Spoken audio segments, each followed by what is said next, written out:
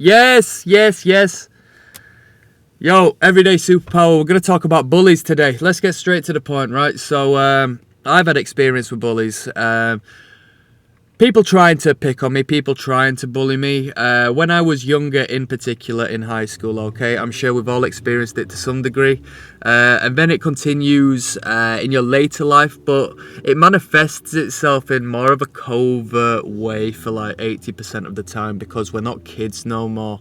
And, we learn how to lubricate and mask our intentions and our social dynamic a little bit more so than the natural primitive hierarchy of like mindless kids, all right, emotional kids who, we're all finding ourselves, we're all influenced by our parents, we're all rebelling.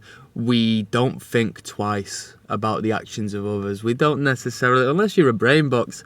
I can't imagine many people approach like it in too much depth. So I experienced it through different people back in the day, attempts. When I first went from small school to high school, I must have been, I don't know how old, you tell me, 12, 13, 14 years old. I'd say about 12 or 13, right? And a group of kids. And this is going to be brilliant because I've done a video on overcompensating as of recent. So if you want to, join the discussion in regards to that, I have a video on overcompensating and how somebody acts. If they act over the top in a particular way, it tends to be because they are really the opposite. Okay, so bullies, first and foremost, they're frail individuals. They're not strong people. And I don't say that to say if you are getting bullied, oh, don't worry, they're just bad people, they're weak people, blah, blah, blah, blah. Because you do have to still stop it, all right? You do still have to ensure you stop it. So these frail people never go as far as the image they put on, all right? They're always weak people. They never go as far as you think they will do. Full stop. So if you feel threatened by a bully, but trust me, yeah, the moment you stand up, and I'm gonna tell you about this, and I'm gonna teach you about this if you are having troubles, or I'll give you my perspective. If you do stand up, they will stop. Full stop. Full stop. I've been through this so many times, and it got to a point where it wasn't. My learning curve isn't down to me getting picked on. It's down to me defending friends who have been bullied by other people. Now, I don't recommend you do that because it was a complete waste of time. Don't defend the people who won't even defend you, all right? Let them stand up for themselves if they ever want to do so. And if they're just going to get walked over by other people, I'm sorry. They're going to have to deal with it. Only defend the people who you need to the people you actually love, not just random people who will come and go, all right? That's what I believe in, all right? There's nothing weak in doing that. You don't have to put yourself in harm's way for the sake of somebody else being a doormat, all right? So let's just run over something, yeah, to put your mind at ease if you have experienced bullies, if you are experiencing bullies and blah, blah, blah, blah. When I moved into high school, just starting my teenage years, there was a small group of kids who made it their duty to try and make me and two of my other friends' life hell, all right? It wasn't a great introduction to high school. I was a little kid and I was worried, right? To put a long story short, all they did was, they'd say words from the back of the class. One of them would use homophobic insults towards me, and in regards to the overcompensating we've been talking about, yeah, he ended up being gay, alright? How mad is that? The other two, there's three of them, by the way. There's three of them, and if I wasn't, I'd be as petty as to name names just to have it on video, to be honest, because even though they were kids, they were horrible people, you know what I mean? They grew up and ended up being alright, you know what I mean? In the later years, they ended up being alright. But they weren't the people who they were putting on, alright? My two friends, one of them in particular, got bullied all the way through high school because he never stood up for himself, alright? It was a bit awkward, and I understand not many people would, but we're not going to talk about violence. We're not going to talk about aggression here in regards to standing up. They sort of just left my other mate after so long. But I got grouped up with one of them by the teacher. I don't know how observant they were, but they grouped me up with one of them. And basically, I killed him with jokes. He found out I wasn't that bad. We had a laugh, and he sort of got over it, and then the name calling just stopped from that moment. You know what I mean? It was as simple as that. We found common ground. Simple. There you go. Bada bing. No problem. Right? And I would apply that into this day as adults. If someone tries taking the piss out of you, you know what I mean? There's nothing wrong with just having a look at them and finding something you have in common and just treat them as a human being. Brush it off your shoulder. Don't act emotionally. And just say, oh, what's good with you? You alright? Hear what he says. Yeah, blah, blah, blah, blah. You know what I mean? Talk to him, alright? Easier said than done in some circumstances, yeah, I understand. But they're going to be shocked when you don't act reactively, okay? Because that's what they're after. They're after a self-justification for their frailness. They need to feel big and strong. So when they end up actually making a human connection through them conversing with someone, you know, it's gonna be a surprising change, and it will nullify their action. It'll put it to a standstill. And trust me, when you start asking questions and conversing with a person in reaction to them passive aggressively sort of trying to dominate you, they won't do it again, because it'll be a bit awkward for them to just after a complete no-show of reaction from you the first time, they're not going to just switch up and start being an idiot the second time they see you, right? So they ended up being alright after, we just bloody talked. There was some kids who used to walk home the same way as me, and I used to split off from my friends and walk so much of the journey home myself. These lads were in a year above me, okay? So, quite intimidating, right? They were older kids. They used to throw rocks and blah-de-blah-de-blah. It happened 1 time, 2 time, 3 time, and then I got to the end of my tether after... Yeah, this is a shocking one, right? I'll just throw this little story in. A policeman came into our school assembly and said, because it was snowing, oh yeah, you can't go throwing snowballs at people after school, you know what I mean, like civilians, pedestrians who aren't kids of the school, because it's classified as assault. It's assault, right? Anyway, within an hour after that, in the playground, this idiot threw a snowball at me, and I went over and I attacked him. I had a short temper. I still do to this day, right? But I don't act on it because we learn to assess our trigger points. And I'm not an angry person. I'm not an angry kid like I used to be. My anger stems from childhood, right? I didn't know at the time. I was just some mindless teenager finding himself. He throws a snowball. I go over. I give him a few knocks. Look what happens. Teacher takes us inside. He starts to cry. So the big tough man, or the persona, the facade he was putting on, he was a year older than me. I mean, we didn't even really hurt each other. It was just a schoolyard scrap, right? But he started to cry in front of the teacher. And the joke of the matter is, I got into a lot of trouble for that. I got put in solitary confinement for like a week with some bad kids, even though the copper said what he did was essentially assault, you know what I mean? So that was that. Other kids, starting with my mates, this happened 2 times I can remember off of the bat. Hard kids. One of them says, oh, you're lucky I didn't have my blade on me, blah, blah, blah, blah. After the fact, he got humiliated. But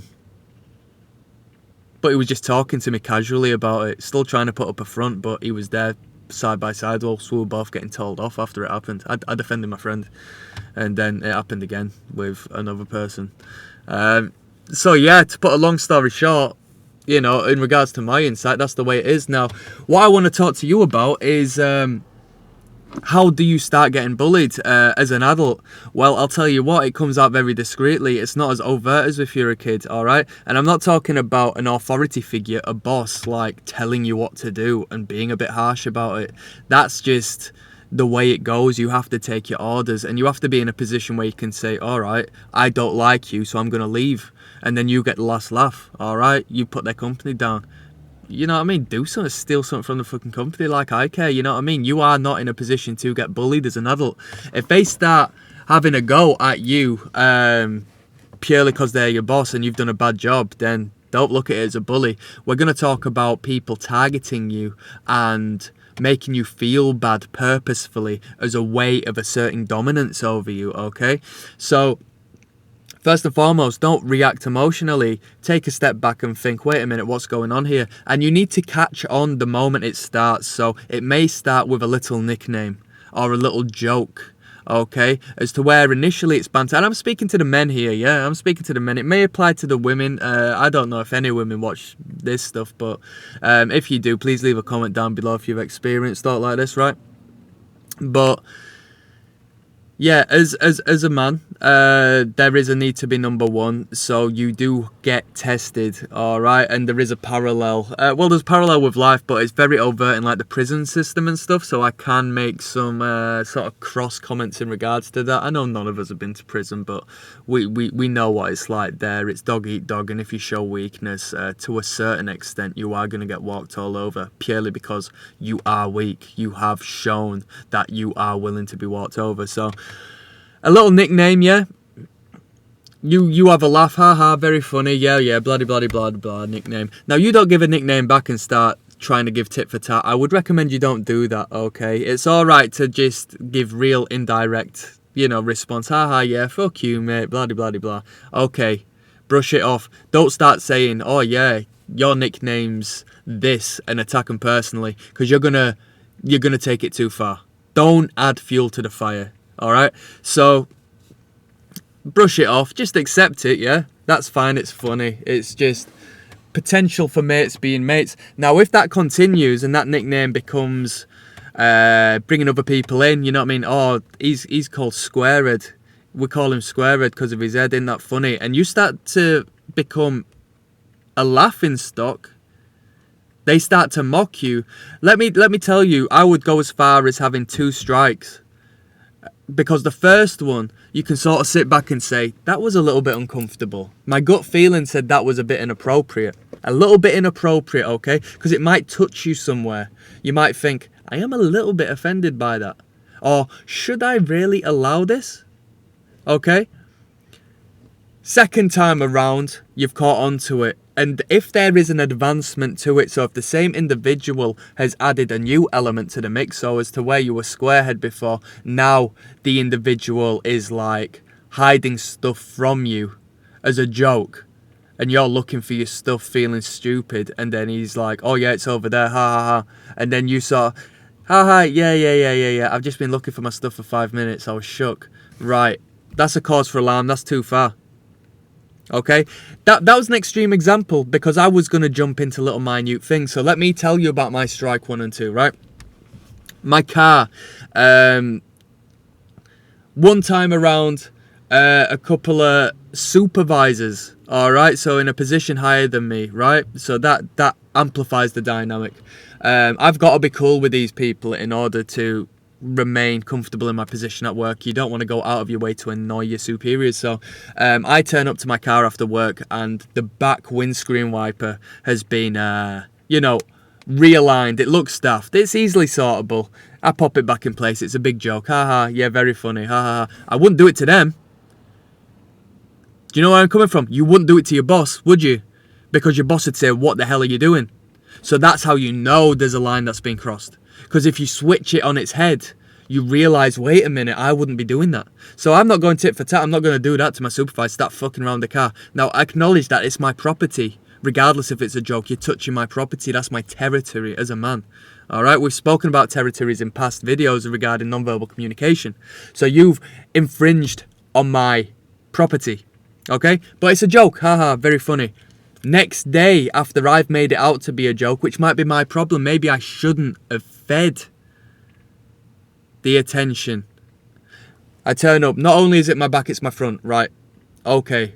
Right. Cool. Let's make a laugh out of it, a joke out of it. But I'm going to make a mental note that this can't go any further. Okay? This can't go any further. So the reaction has been given. We have a laugh. We have a joke. That's my supervisor. I'm not going out of my way to argue. Nothing further happened, alright? So I don't know if indirectly, through my non-verbal communication, as we say, you can't not express how you truly feel. I sent a message that prevented strike 3. And let me tell you, strike 3 is all. It doesn't go further than the third time. The third time you say no, okay? So this is how you stop a bully. You say no. You don't say it emotionally. You don't say it reactively. You don't say it in a way where you need to go out of your way to be aggressive. You just say, no, don't do that. I'm telling you, I swear to you, if you think things have gone too far, and even if slightly in the back of your mind you feel like it's sort of stepped on your toes a little bit, I'm not speaking on in regards to you are genuinely infuriated because they've slapped your mum. I'm saying if they've just done something, like I said the example, if they've hidden something of yours, or if they've sort of played a prank which has made you feel like a bit of an idiot, at that point just say, don't do that. And trust me, they will crumble and they won't do it. Because these people are scared people. These people have to prove something to themselves by trying to indirectly, weakly step on others. So they found the weakness by the second time because you've laughed it off. Now it's their choice if they want to go to strike 3. And when they hit strike 3, you stop it. Boom, there and then. You've acknowledged that they are not your friends. 3 times is a pattern, yeah? 1 time is, you know what I mean, random. 2 times is a coincidence, and 3 times is a pattern. So you've had a hunch by potentially the first one. I mean, the first one can be questionable. I didn't really like how he spoke to me back there. But you can brush that off, right? We're not reacting emotionally, we're logical people. Second time around, you have a right to sort of pick up on it and say, I feel like they're having a laugh. I'm just going to have to hold on for this third strike. Then the third strike happens, boom, there you go, cut it off. I mean, you could say no the first time around if it's gone too far from the get-go. But people, adults, don't tend to be that overt unless they're stupid. You know? It happens slowly and surely. Like I said, in relation to prison, in relation to pimping as well, in relation to criminal crime, in relation to taking a kid to sell drugs on the street for them. It's called grooming, yeah? What they'll do is they'll just feel you out first. It happens in attraction, seduction. If I go to a girl and say, hey, how you doing today? Are you alright? You don't mind just getting me that water over there, do you? Right, boom, they're already taking instruction. It also links into hypnosis, okay? The more times they oblige and take your orders and sit down, the harder it's going to be to break the cycle. So you're cutting it off at strike number 3 when you've acknowledged they've gone too far and you just have to say stop. If it goes to strike 5, if you allow it to go to strike 7, strike 8, not only is it going to be more intense, more extreme, but the way you tell them to stop is going to have to be bolder because you have created a string, a series of unfortunate events, and their reaction is going to be more extreme. As opposed to 3 times where you've just said, alright, yeah, that's a bit far, do you mind just stopping? Their reaction is probably going to be like, alright, yeah, I've acknowledged that I can't take the piss out of this person, I'm going to move on to the next person when the time's right. But when they've been doing it for so long and sort of pushed you around a bit and literally bullied you for a moment and then you just say stop, then they're going to look at you and say, wow,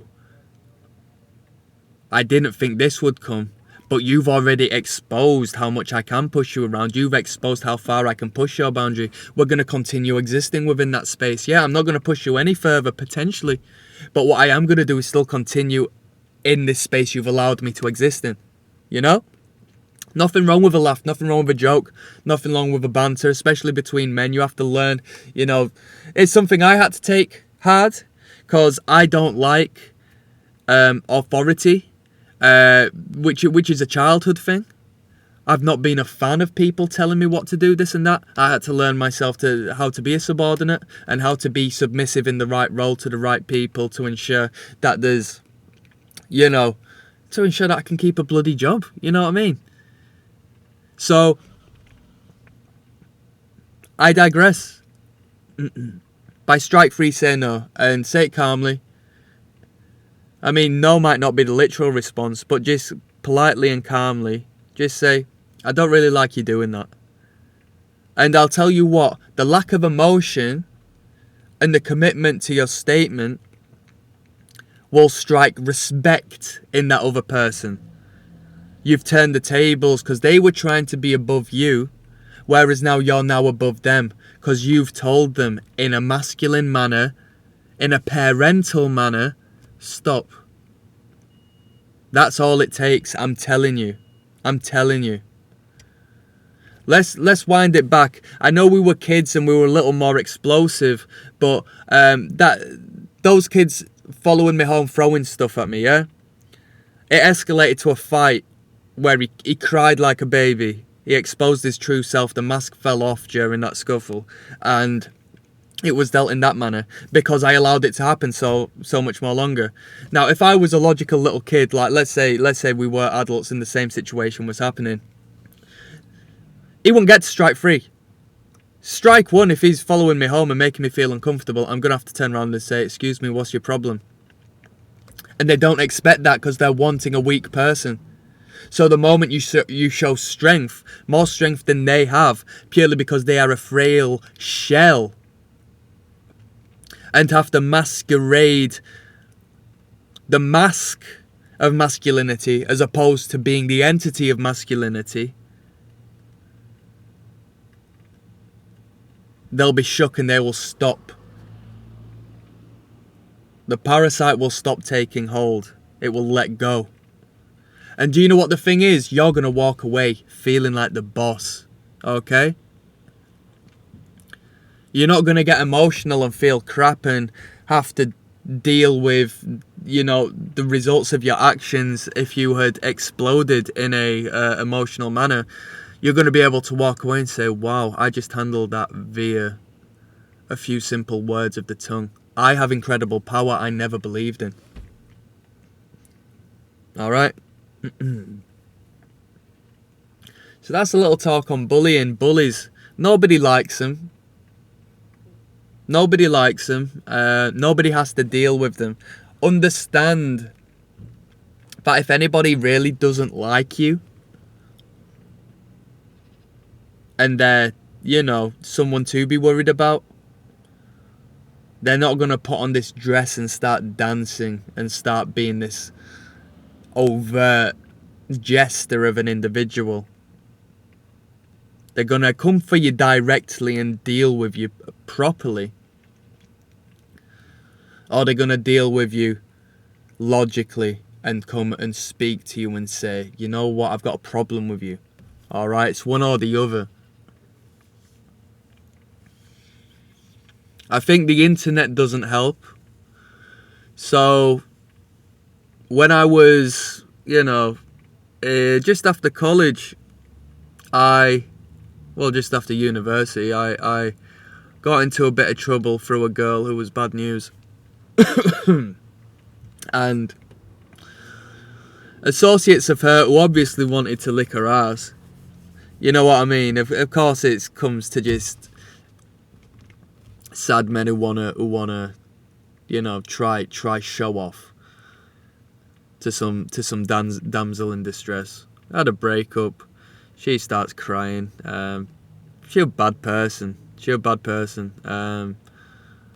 But I don't regret my decisions. I only work with beautiful girls, right? So we don't have any hate in my heart.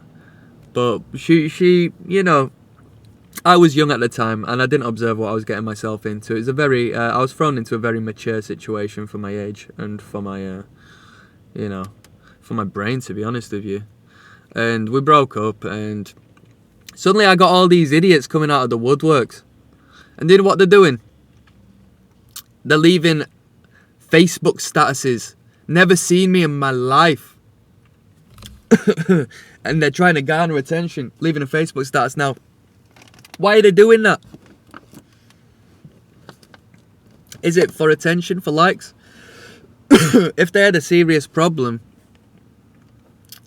wouldn't they deal with it instead of doing some performative public display in regards to attracting the attention of others?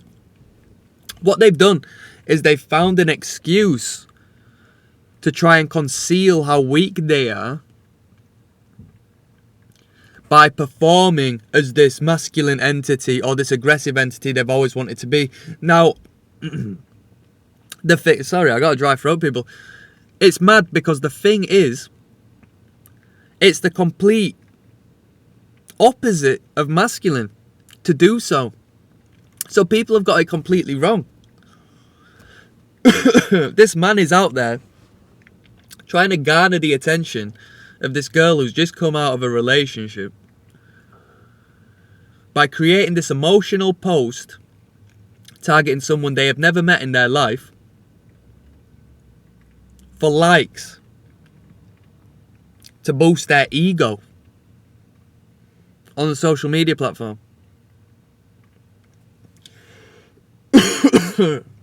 How mad is that, right?